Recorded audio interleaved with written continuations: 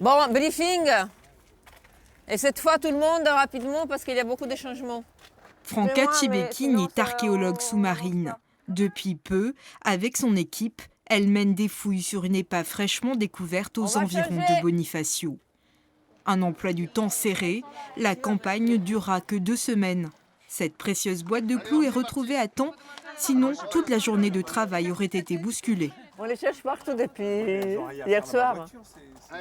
Finalement, on passe peu de temps avec l'épave. Chacun d'entre nous, on va passer au maximum 1h30 par jour, alors que sur un chantier terrestre, on y passerait 7 ou 8 heures.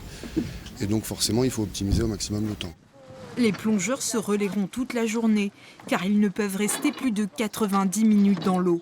Chaque palanquet sera constitué d'archéologues confirmés et d'étudiants en master d'archéologie sous-marine.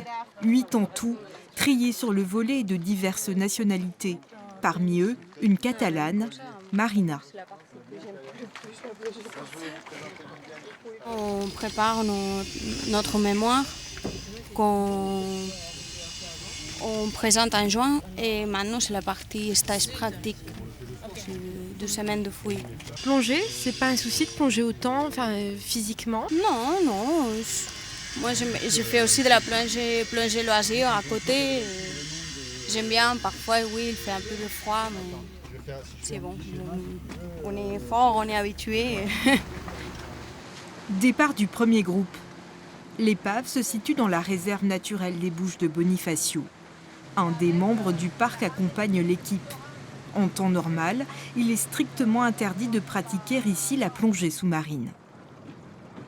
En fait, ici, on est dans une zone très réglementée de la réserve naturelle des Bouches de Bonifacio. C'est une zone de non-prélèvement.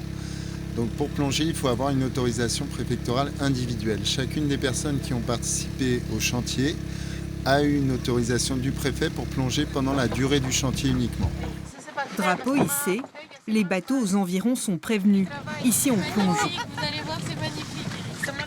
Le matériel est vérifié une dernière fois. La mission du jour, poursuivre le désensablage de l'épave.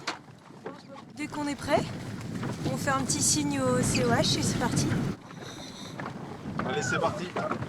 Nous allons enfin découvrir l'épave.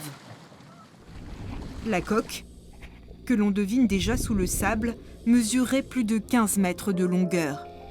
Seule une partie sera étudiée cette année par les chercheurs.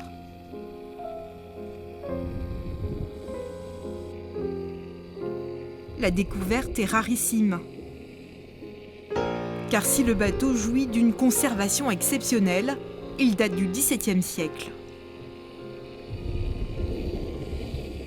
On se dit que depuis qu'elle a été abandonnée, à part peut-être s'il y a des gens qui sont venus, vu qu'elle n'est pas très loin de la plage, on se dit que ça fait peut-être 4 siècles qu'on n'est jamais revenu dessus, donc c'est cool.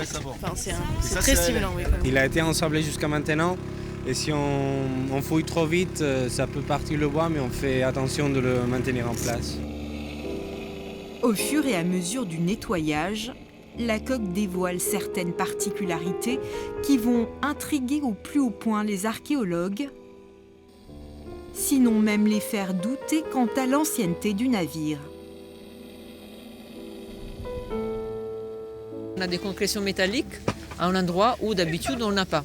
Donc il y a eu une période dans laquelle les métals, le fer en particulier, n'est pas trop utilisé. Donc il faut comprendre qu'est-ce que sont ces concrétions. C'est avec davantage de questions que de réponses que s'achève cette journée pour les chercheurs. Demain, de nouvelles plongées permettront peut-être d'y voir plus clair.